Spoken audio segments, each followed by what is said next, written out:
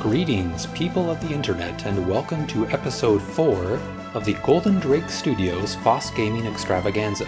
FOSS once again standing for free and open source software, and for today's game, we're going a bit further back in time and a little bit away from the world of roguelikes to a game that actually helped inspire the design of Rogue and countless other games, Colossal Cave Adventure. This game was often referred to simply as Adventure, and it is, in fact, the namesake for the entire adventure game genre as we know it. And there is so much history to get into with this game. It was originally developed by Will Crowther. He and his wife Patricia were both serious cavers who helped explore portions of the Mammoth Cave system in Kentucky, the largest cave system in the entire world, at least the largest known cave system. And Will Crowther developed this game as kind of a hobby project after their divorce, as something fun for his daughters to play, and I think that's just adorable that was its main purpose initially. But Will Crowther also was working on the ARPANET, a precursor to the internet. And unbeknownst to him, when he provided this game to his colleagues, some of them shared it over the ARPANET, and so it started to get some real popularity very quickly back in 1976. And in 1977, Don Woods, a programmer who was at Stanford at the time, he reached out and he got permission to help enhance the game. So in 1977, an enhanced version of the game was spread over the ARPANET and it got even more popular. This enhanced version had even more fantasy elements and some additional rooms and puzzles. And it also had a point system to allow players to more easily measure and compare their mastery of the game's mysteries. And that's a feature that continued to be carried over in subsequent adventure games. There are actually many things about this game, of course, that got carried over in one way or another in later text adventures as well as graphical point-and-click adventures. I mean, this game directly inspired Zork, of course, and other text adventures such as the Hitchhiker's Guide to the Galaxy text adventure game. When we entered the world of graphical adventure games, such as the King's Quest series and the Quest for Glory series, most of those games, even though they were largely graphical, still had a text parser or involved significant text elements. Now there was a shift over time to go more toward point and click, and there are differing opinions out there as far as whether point and click graphical interface is more fun or more convenient or whatever compared to a text parser. They each have different pros and cons. But the original Colossal Cave Adventure, of course, was a purely text game, obviously, and there have been many different versions of this game over the years. And so if you're wanting to play this game on Linux or any other platform, there are several options available to you. Now right here, I am in a retro terminal environment within Golden Drake Linux, which is simply a custom Arch Linux environment. So we will be looking at some Arch Linux packages. I'm going to be using my preferred package manager, Yay. Now, the first thing I want to look at is BSD games. Last time, you may recall that we had installed this package here, BSD Games 2, from the AUR, the Arch User Repository. Now, that was to get access to a roguelike named Hack, which is sometimes relegated to the junk pile here. There is also the main BSD Games package in the official Arch repositories. These each have a different version of Colossal Cave Adventure. I'm not sure why they have different versions of it, but they do vary quite a bit. This AUR package, BSD Games 2, has an extremely early Unix C port of the 1977 enhanced version of Colossal Cave Adventure. If you actually want to even play the older version, the 1976 version, that is available in some ways as well. There is a GitHub page where you can find that early Fortran code updated for more modern Fortran. The version that's included in this particular packaging of BSD games here, that one is a later Unix C port of a late 70s Altair 8800 version that was programmed in BDS-C, and this collection has a more modern Unix-C port of that particular version of Adventure, which is different in certain key respects. Like it keeps track of certain things in addition to a point system. I'm not as familiar with that version. I think it may actually even be a version that's ported to QNX, which is another special Unix-like system. And speaking of that, if we were to look a little bit further out into the AUR, so let's do a little search for Colossal Cave. We'll see here that there are 2 AUR packages available to us, and one of them is called Adventure QNX. So this, of course, is a QNX port. Again, that's one that I'm not super familiar with. I have tried it out briefly, and I prefer this one here. This one called Open Adventure, a Unix C port of the last version that was released by Crowther and Woods, the 2 original developers of the 1976 and 1977 versions. And this particular C port was put together by Eric S. Raymond, ESR, and it's an excellent version of Adventure that I highly recommend. And so we're going to go ahead and install that right now.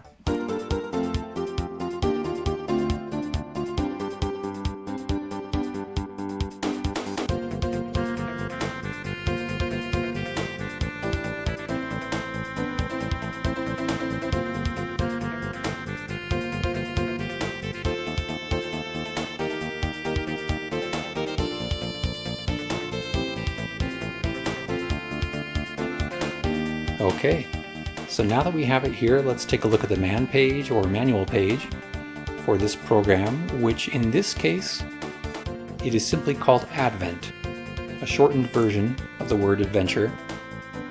Now, as it says here, the original Colossal Cave Adventure from 1976 to 1977 was the origin of all later text adventures, dungeon crawl computer games, and computer-hosted role-playing games. That's more or less true. This game is extremely influential. It has left just an incredible impact on the entire world of game design. This is the last version released by Crowther and Woods, its original authors, in 1995. It has been known as Adventure 2.5 and 430-point Adventure. To learn more about the changes since the 350-point original, type News at the command prompt. And it does talk here about how there is an adventure in the BSD Games package that is a C port by Jim Gilligley of the Don Woods 1977 version of this game. So this is referring to what I was talking about in the AUR package, BSD Games 2. To avoid a name collision, this game builds as Advent, reflecting the fact that the PDP-10, an old mainframe computer on which the game originally ran, limited file names to 6 characters. So anyway, unlike the original, this version has a command prompt and supports use of your arrow keys to edit your command line in place. Basic Emacs keystrokes are supported, and your up-down arrow keys access a command history, so that's very convenient. Some minor bugs and message typos have been fixed. Otherwise, the version command is almost the only way to tell you're not running Don's 1977 version. The only changes have been mostly cosmetic and little changes for convenience as far as typing.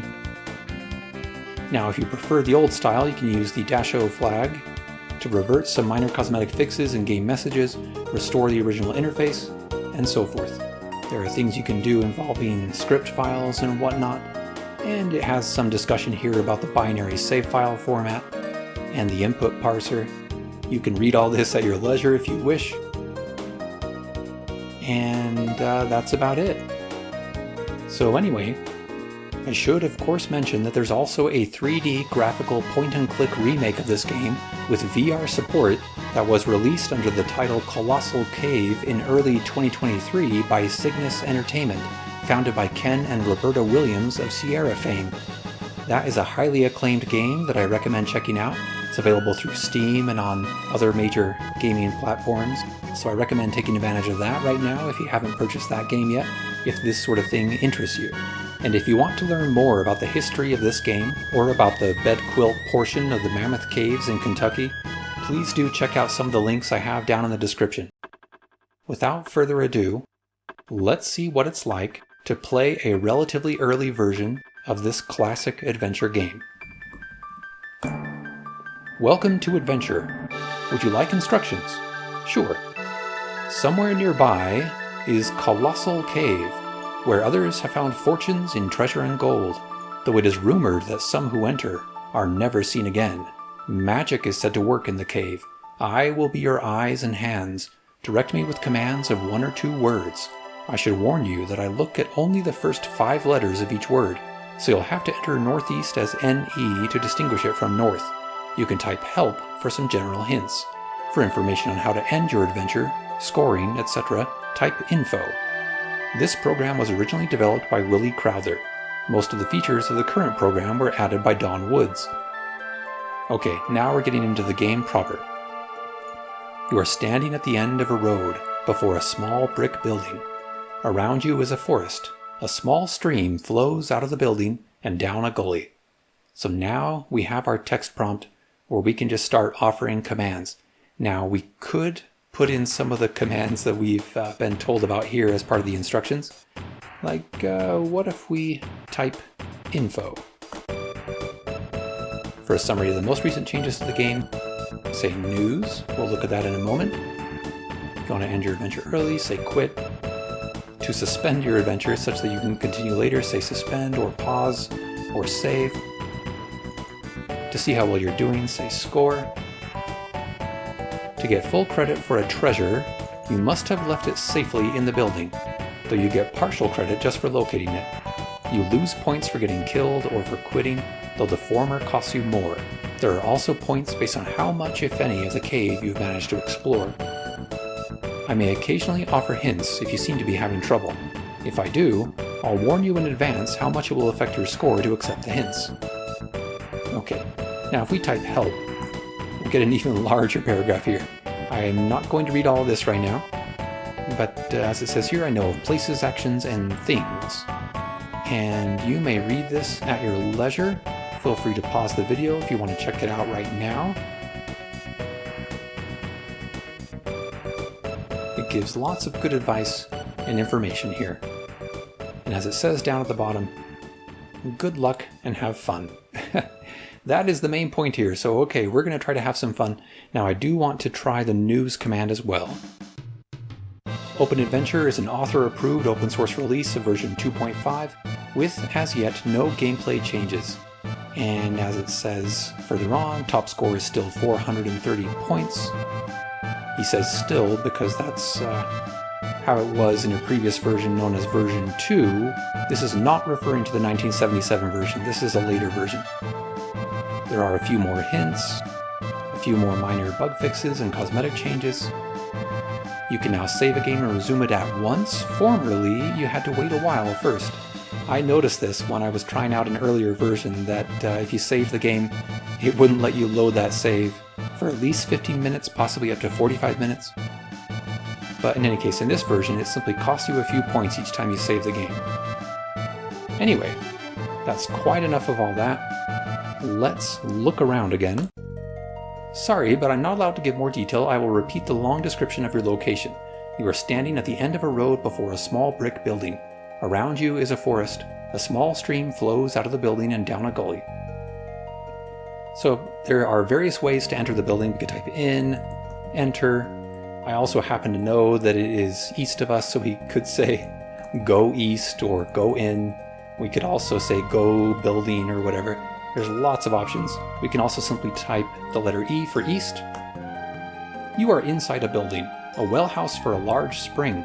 There are some keys on the ground here, a shiny brass lamp, food, and a bottle of water. So we want to get all these things, so we could type get keys.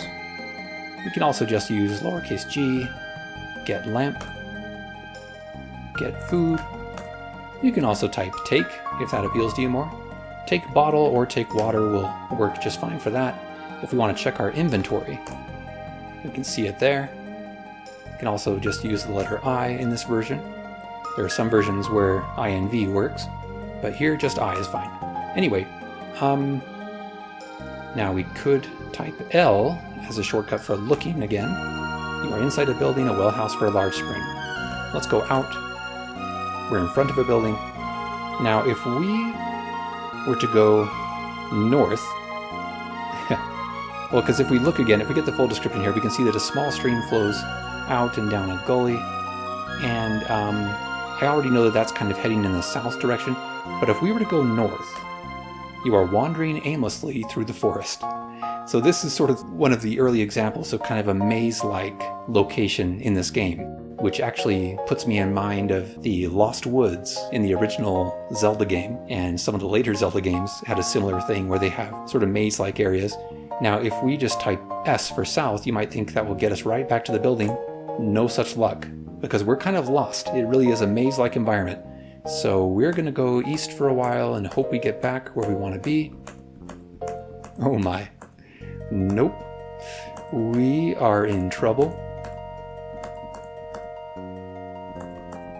Oh. You are wandering aimlessly through the forest. Would you like to be shown out of the forest? Please answer the question. Yes, thank you. I am prepared to give you a hint, but it'll cost you 2 points. Do you want the hint? Yes. Go east 10 times. If that doesn't get you out, then go south, then west twice, then south. Now, I thought I had tried some of this.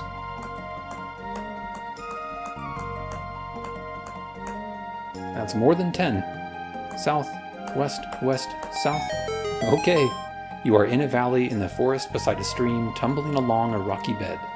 Now, if we go north from here, you're in front of the building. South again. You're in the valley. South. At your feet, all the water of the stream splashes into a 2-inch slit in the rock. Downstream, the stream bed is bare rock.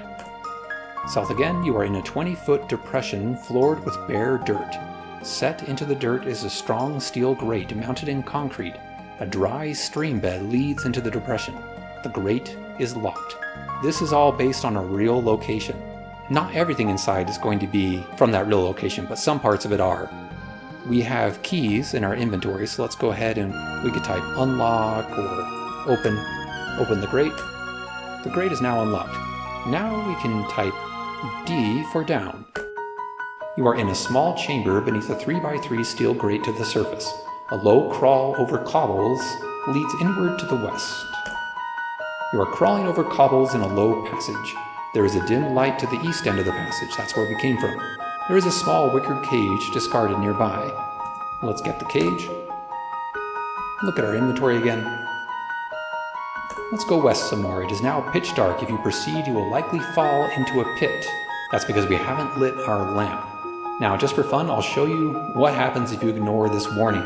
If we keep going west, you fell into a pit and broke every bone in your body. Oh dear, you seem to have gotten yourself killed. I might be able to help you out, but I've never really done this before. Do you want me to try to reincarnate you? Yes. Alright, but don't blame me if something goes wrong. Poof! You are engulfed in a cloud of orange smoke. Coughing and gasping, you emerge from the smoke and find you're inside the building. Well, that's cool. Okay, so we can first look. There's nothing here. We go out. Oh, there's a lamp nearby. That's handy, but we're missing all the rest of our items. Let's go south. The grate is open. We'll go down again.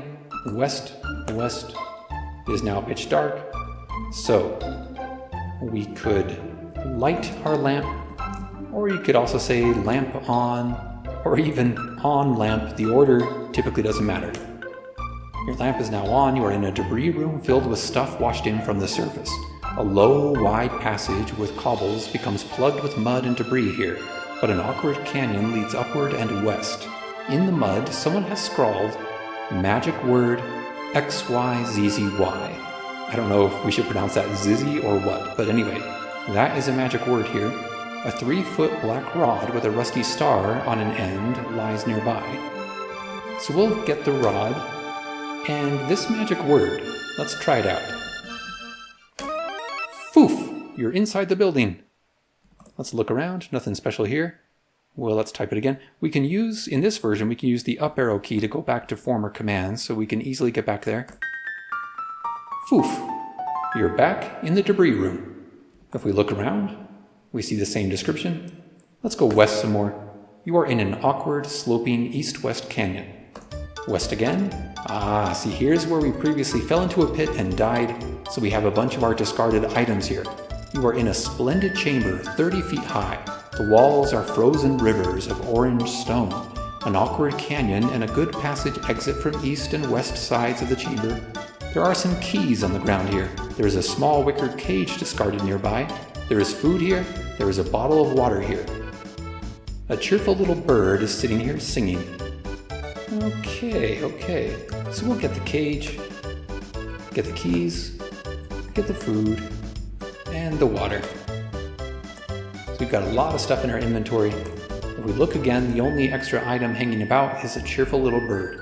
Now if we try to get the bird seemed unafraid at first, but as you approach it becomes disturbed and you cannot catch it. Are you trying to catch the bird? Yes. I am prepared to give you a hint, but it will cost you 2 points. Do you want the hint? Yes. Something about you seems to be frightening the bird. Perhaps you might figure out what it is. Well, I already know the secret here. Obviously, if you don't want things getting spoiled, you should skip way ahead. You can see the timestamps below. You could skip all the way to the end of this video if you don't want any of these secrets getting spoiled. But if we look at our inventory, I know it's the black rod that for some reason scares this bird. So if we drop the rod, it'll be in the area, but not in our hand or our pack or whatever anymore. So we can now approach the bird and get it in our cage. So if we see now in our inventory, we have not only the wicker cage, but a little bird in the cage, just like we have a small bottle and water in the bottle. So some of these items can be containers for other items. Already, we're seeing some things that end up becoming staples of the adventure genre. You know, having an inventory of various items, having a point system so that you can kind of better keep track of your progress and compare it to other players. Anyway, in fact, we can type score. You have garnered 13 out of a possible 430 points using 101 turns. So the turn count is another thing that can be a bragging point for people who really master this game. You know, you might try to figure out how can I get maximum points with as few turns as possible. You know, for the people who really get obsessive about this game, that can be fun. Now then, let's look again. The rod is hanging out here, so let's get the rod again. Eventually, we might have so many items that we can't carry anymore, but let's head west. At your feet is a small pit breathing traces of white mist. An east passage ends here except for a small crack leading on. Rough stone steps lead down the pit. So if we try to go west, it says the crack is far too small for you to follow. At its widest, it is barely wide enough to admit your foot. You're at top of a small pit. Rough stone steps lead down. So we'll go down. You are at one end of a vast hall stretching forward out of sight to the west. There are openings to either side. Nearby, a wide stone staircase leads downward. The hall is filled with wisps of white mist, swaying to and fro almost as if alive. A cold wind blows up the staircase. There is a passage at the top of a dome behind you. Rough stone steps lead up the dome. Now, if you're like me and you're playing this game, especially for the first time, you might sometimes feel almost a little overwhelmed in terms of trying to keep track of the different directions being described here. You know, when it says things like openings to either side, what sides is it talking about? There can be a lot of details to try to figure out and keep track of. But, you know, don't let that stress you too much. Just have fun with it. Just try things out and see what works and what doesn't. I will say that, for better or worse, there are some rooms where not only do you have to think about up and down, but also in addition to north, south, east, west, there might be northwest and northeast. So we could try some of that right now. What if we try to go northwest? There's no way to go in that direction. Anyway, we're in the Hall of Mists, as it says. Northeast? Nope. Southwest? Nope. Southeast? No. Now what if we just try to go south? This is a low room with a crude note on the wall. The note says you won't get it up the steps. There is a large, sparkling nugget of gold here. That's interesting. Now, because of that warning, for now, I'm going to leave it alone. I wonder if we can get the note. You can't be serious, it says. Well, you know what? Maybe I'm frustrated by my inability to get the note. And I've actually discovered that if you drop an F-bomb in this game, it does have a funny response. So I'm just going to type that. Watch it, it says. There are other naughty words you could try, but that's the only naughty word that it has a response for. So I found that amusing. Hope none of you are offended. It's just a word in the English language, don't worry too much. But anyway, let's go back north. A little dwarf just walked around a corner, saw you, threw a little axe at you which missed, cursed, and ran away.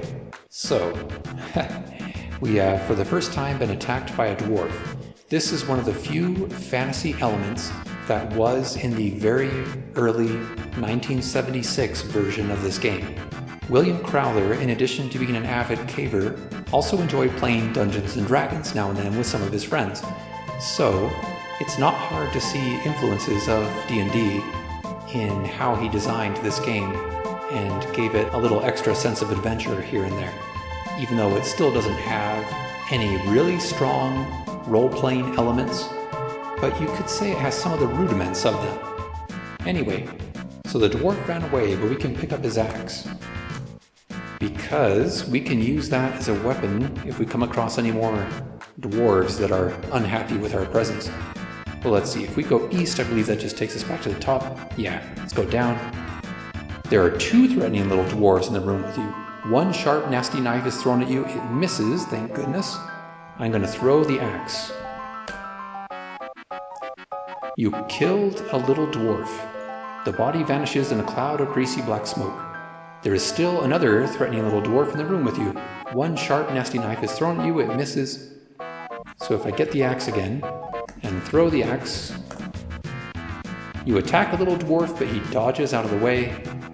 And he throws another knife and misses. And I get the axe, throw it again. You killed a little dwarf. Get the axe back. And let's try to the west.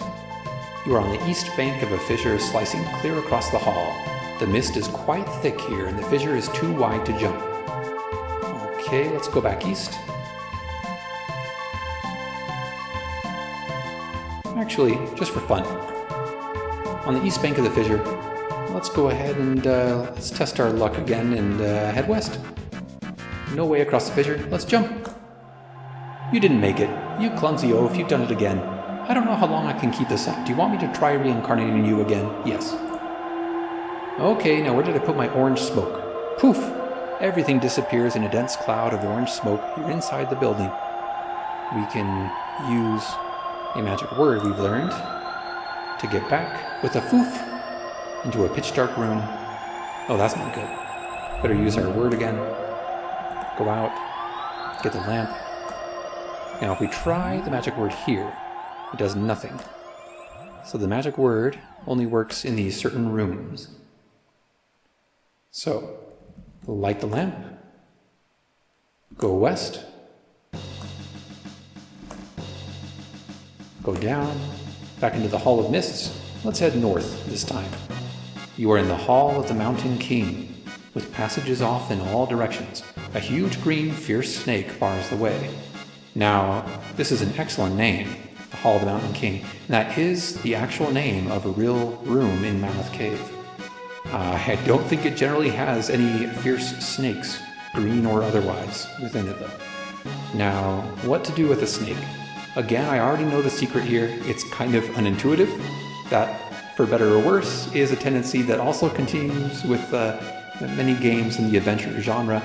There's often puzzles that have rather non-intuitive solutions.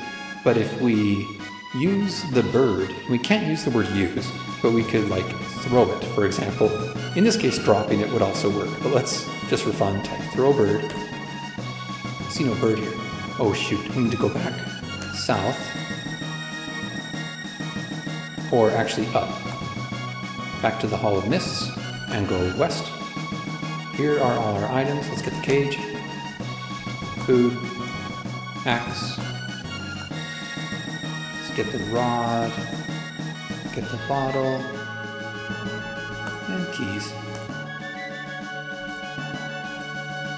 Back to the Hall of the Mountain King, and now let's throw the bird. The little bird attacks the green snake and in an astounding flurry drives the snake away. So if we look again, We're in the Hall of the Mountain King, passages off in all directions, and a cheerful little bird is sitting here singing. Now we don't need to collect it again, but we could. Although it says you can't carry anything more. You'll have to drop something first. Well, I don't think we need any of this. Let's go ahead actually and drop the cage with the bird. And let's go ahead and proceed in, what direction? Let's try northeast. No way to go that way. Northwest? Nope. How about just north? You are in a low north-south passage at a hole in the floor. The hole goes down to an east-west passage. There are bars of silver. Let's get the silver. And so from here, can we go east yet? No. Out from the shadows behind you pounces a bearded pirate. Har har, he chortles. I'll just take all this booty and hide it away with me chest, deep in the maze. He snatches your treasure and vanishes into the gloom. Okay, well let's go north. You are in a large room with a passage to the south, a passage to the west, and a wall of broken rock to the east. There's a large Y2 on a rock in the room's center. That is a real thing in the real Mammoth Cave as well. Now, if we look at our inventory, we'll see that we lost our silver thanks to that nefarious pirate. Where do we want to go from here? We can't really go east, it would seem. You are in a jumble of rock with cracks everywhere, it says. Oh, and in the previous room, we actually heard a hollow voice that says, PLUGH, or something like that. You feel free to pronounce that however you wish. So, I don't think we can do anything here. Let's go back west, or up, back in the Hall of Mists. North, north, north. A hollow voice says PLUGH once again here in the Y2 room. Let's go ahead and try out this funny sounding magic word. PLUGH, indeed, we are inside the building, hooray! Now, if we have some items that we don't think we need anymore, we could drop them. Well, let's drop our keys just for the heck of it. And then PLUGH our way back. Foof, you're at Y2. And this time, we can't go north, let's go west. You're at a low window overlooking a huge pit, which extends up out of sight. A floor is indistinctly visible over 50 feet below. Traces of white mist cover the floor of the pit, becoming thicker to the right. Marks in the dust around the window would seem to indicate that someone has been here recently. Directly across the pit from you, and 25 feet away, there is a similar window looking into a lighted room. A shadowy figure can be seen there, peering back at you. The shadowy figure seems to be trying to attract your attention. I'm not an expert on this game, okay? In fact, I must confess I still have never fully completed it, but I'm pretty sure that this, despite it sounding very interesting, I don't think there's anything in particular you can do here. I may be wrong. In any case, if we try to go in, that doesn't work for us here. Can we go down? No way to go down. West? Nope. North? Nope. Northwest. Southwest.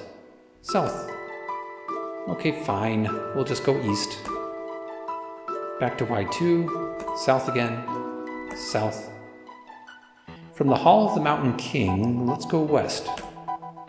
We're in the west side chamber of the Hall of the Mountain King. A passage continues west and up here. There are many coins. Let's get the coins. And then let's go east and north, north, and use our new magic word PLUGH. Back in the building. Let's go ahead and drop the coins here so that the pirate doesn't steal them if we come across the pirate again. South.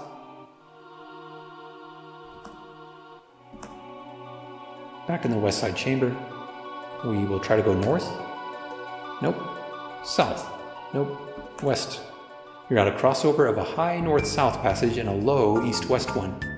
Let's try north. Dead end. West. You are at the east end of a very long hall, apparently without side chambers. To the east, a low wide crawl slants up, that's where we came from. To the north, a round 2-foot hole slants down. We try to go west more, can we? We're at the west end of a very long, featureless hall. The hall joins up with a narrow north-south passage. I wonder if this may or may not be the area of the real Mammoth Cave that is actually referred to as Colossal Cavern, because that is a real place, hence the name Colossal Cave Adventure. But again, I'm not an expert in all the details here. Let's see.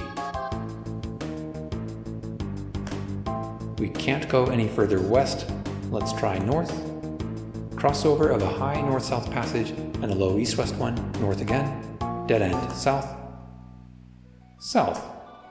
West end of long hall. South again. You are in a maze of twisty little passages, all different. So here, we are in one of two potentially annoying mazes in this game. This area can be frustrating for new players because once again, it's not going to be fully intuitive. So for example, if we typed north to go back where we came from, we would actually end up with the same description. You're in a maze of twisty little passages, all different, or something close to that. So I will tell you a little secret that I know, which is if you don't want to deal with the maze when you get into it, for this one, the one that says all different, we'll type D for down to get out of it. That works when you initially get into it.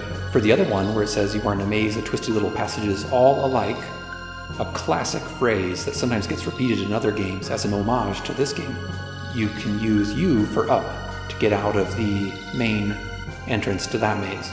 Anyway, we'll go back at the west end of the long hall. Let's go west. Can't go in that direction. East. East end of long hall. Okay. What if we go north? And north. South. West. East. East. Oh, wait a second. We just passed through. You are at the west end of the Hall of Mists. A low, wide crawl continues west and another goes north. To the south is a little passage 6 feet off the floor. And we went east again, ending up on the west side of the fissure in the Hall of Mists. Very cool. So, okay, this wasn't quite what I was expecting, but that's okay. My memory of how this place is all laid out is not perfect. There are diamonds here, so we'll get the diamonds and hopefully keep our hands on them. We don't want to jump, obviously. Can we try to go south? Nope. North. You have crawled through a very low, wide passage parallel to and north of the Hall of Mists. We're at the west end of the Hall of Mists. Let's go west, south, east. Right. So I want to check out this interesting little passage 6 feet off the floor to the south. Ah, so here's this other maze that I mentioned. You are in a maze of twisty little passages, all alike. Well, I'm not certain I want to deal with this maze right now either. I'll type U for up, and I'm out. If you're in those mazes and you're having trouble trying to map them out, one trick is to drop items, drop an item in each room that you go into, or at least in some of the rooms, so that then you can recognize that room when you get back to it. I guess I should show you what I'm really talking about. If we go south into the maze, now look, if we try to go north, it's just the same description. West, same description. East, we found a dead end. Interesting. So we can't go south or north or east. If we go west, we're back in the maze of twisty little passages. South, south, south, south, south. Now, so here, as we keep trying to go south, we just seem to be possibly going in a circle, either a small or long circle. And we could drop an item.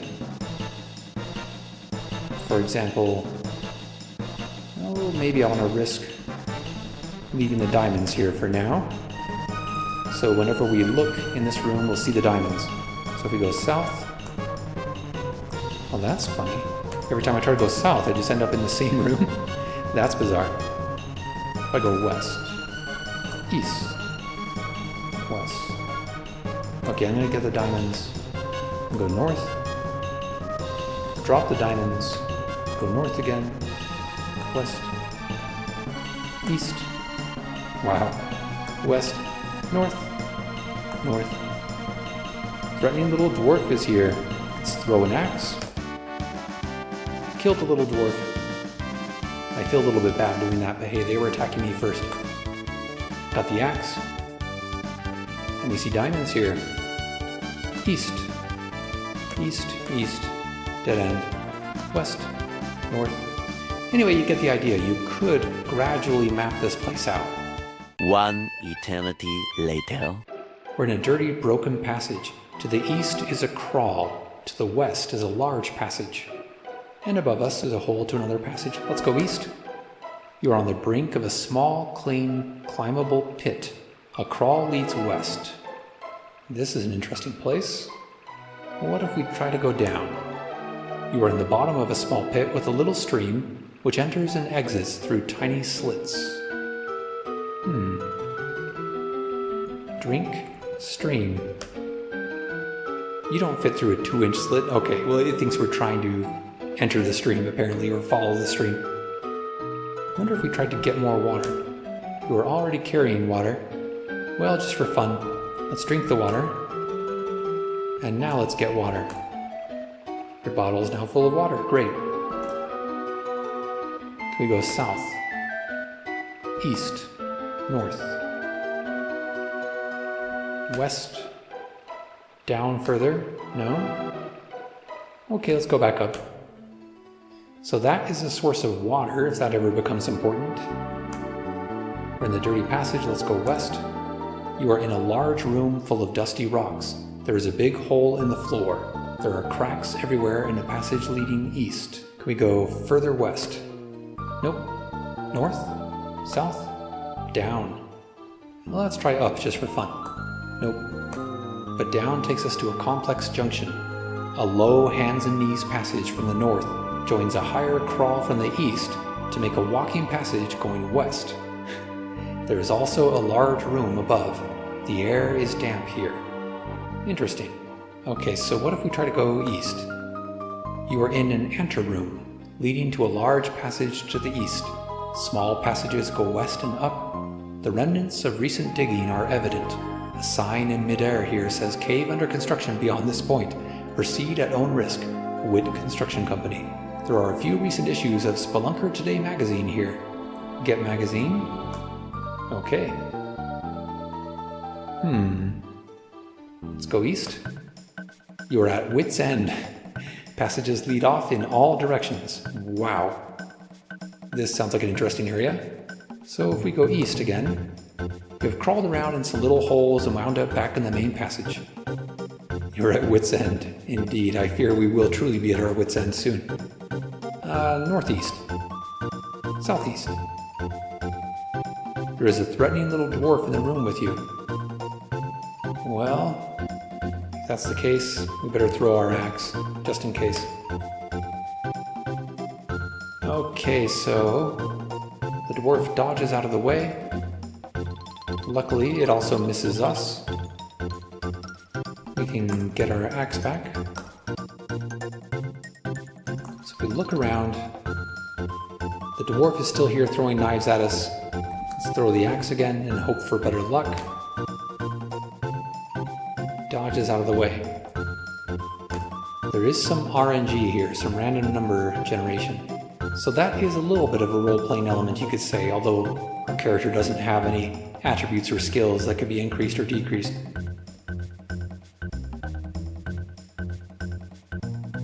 Okay, we're not having much luck throwing the axe. Let's try to go south. Nope.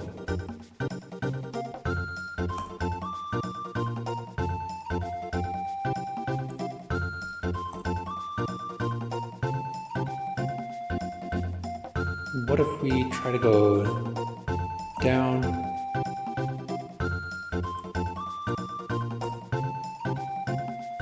We are not having luck getting this dwarf. That makes me nervous. I think eventually the dwarf might kill us. What if we go west?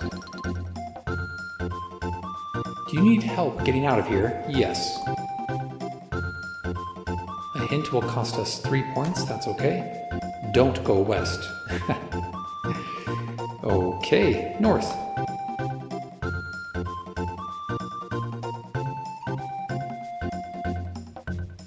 try one more time to throw the axe.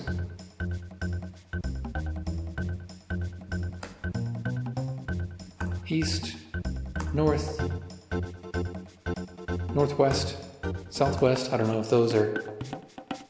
Oh, okay, southwest worked. You're in enter room. Throw axe. Maybe here we'll have better luck. No. Let's just try to throw the axe again. And again. We killed the little dwarf. We'll pick up the axe again. So we can't go south or north. Go back west. You are in Bedquilt, a long east-west passage with holes everywhere. To explore at random, select north, south, up, or down. Random, huh? Well.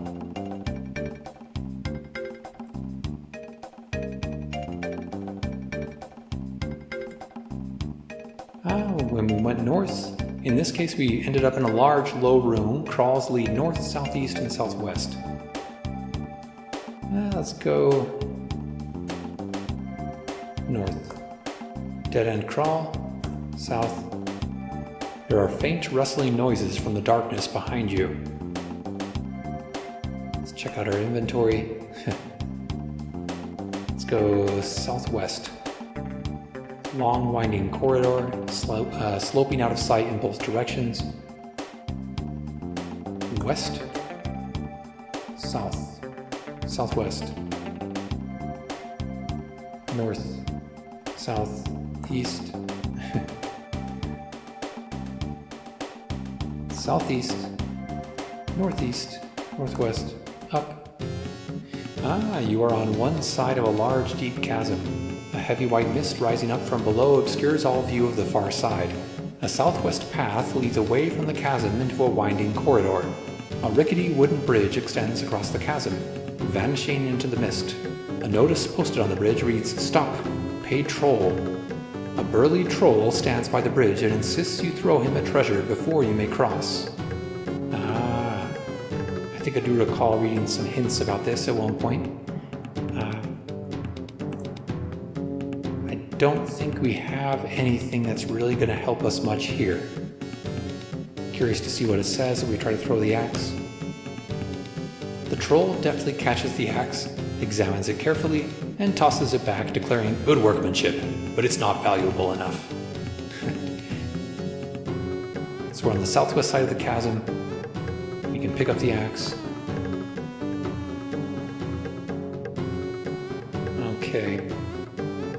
So what if we go east? Or, let's see. Okay, we're on the southwest. What if we just try to go southwest? You're in a long winding corridor, slipping out of sight. Yeah, up.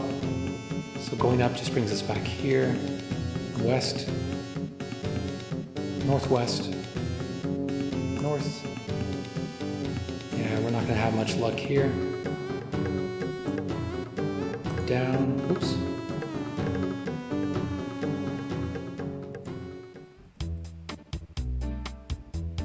Okay, we went down further from the sloping corridor into a large low room. We're hearing faint rustling noises from the darkness again. Okay.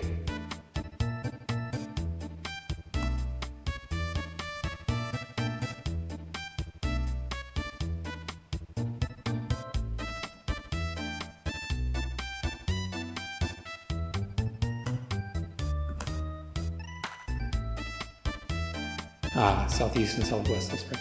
Let's try southeast. This is the Oriental room. Ancient Oriental cave drawings cover the walls. A gently sloping passage leads upward to the north, another passage leads southeast, and a hands and knees crawl leads west. There is a delicate precious Ming vase here. Okay, let's get the vase. Or maybe not, we can't carry anything more for now. Besides, the fact that it's so delicate makes me nervous anyway. I think I do recall reading something about how to take care of that vase as well. I don't mind admitting that I have looked up some hints about this game just because As a modern gamer, I'm not sure I have the patience to learn on my own all the little secrets of this game. But it is fun to figure out some of them, and then also to read about things that other people have figured out. I enjoy both. So let's see here. Let's go southeast some more. You are in a room whose walls resemble Swiss cheese. Obvious passages go west, east, northeast, and northwest. Part of the room is occupied by a large bedrock block. Interesting. Let's go east. You are in the soft room. The walls are covered with heavy curtains, the floor with a thick pile carpet. Moss covers the ceiling. A small velvet pillow lies on the floor. We would like to get the pillow, but we can't carry anything more. I bet the pillow helps to cushion the vase when you bring them back to the building. I bet that's the case. Now then, we go south, east, north, west, back to the Swiss cheese room, northeast, Bedquilt, southeast, south. Oh my goodness. The anteroom. See, this entire layout becomes rather labyrinthine. And it can definitely test your patience depending on what kind of mood you're in. I'm getting pretty close to feeling like we might as well be done with this video for today. So, what if we wanted to save and quit? Well, we know one of the commands we could type is save. I can suspend your adventure for you so that you can resume later, but it will cost you 5 points. Is that acceptable? Yes. File name. Oh, let's just call it save. To resume your adventure, start a new game and then say resume. And if we list the files here in our current directory, we see our little save file there, which you can name whatever you want. Anyway, this is a very fun and interesting game despite having some elements that might feel a little bit frustrating at first if you're not used to them.